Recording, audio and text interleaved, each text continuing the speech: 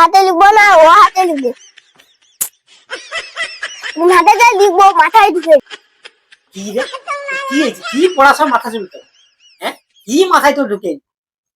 হ্যাঁ এটা বুঝতে হয়নি, ক আমাকে। বাবা স্কুলের মাস্টার বড় হাতের এবি লিখতে বলছে, কোন হাতে যা লিখবো সেটাই বুঝতে পারিনি। কি কৌড়ি করছিস? তোকে মাস্টার বুড়ো হাতের এবিসিডি লিখতে কইছে, আর তুই কোন হাতটা বুড়ো কোন হাতটা ছোট সেটা বুঝতে পারোনি? শালা গদ্ধ কাই করে, শালা পড়াশোনার কোনো নাম নেই, বুড়ো হাতের এবিসিডি লিখতে পারেনি। ওকে কোন হাত বুড়ো আর কোন হাত ছোট, দুটো হাতই সমান, বুড়ো হাতের এবিসিডি লিখ। বাবা পুরা মূর্খ। মাস্টার কদে বড় হাতের এবি লিখতে বাবা কদে দুটা হাত সমান।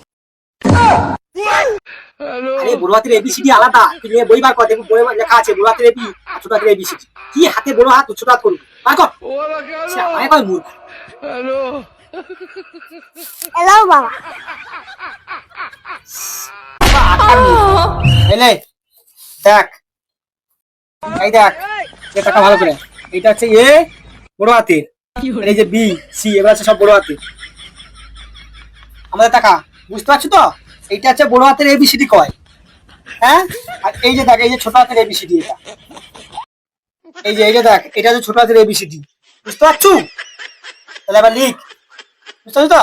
এই যে বড় হাতের এবি আর ছোট হাতের এবি। মাসা কি কইছে, বড় হাতের এবি লিখতে কইছে তো, বড় হাতের এবিসিডি লিখ।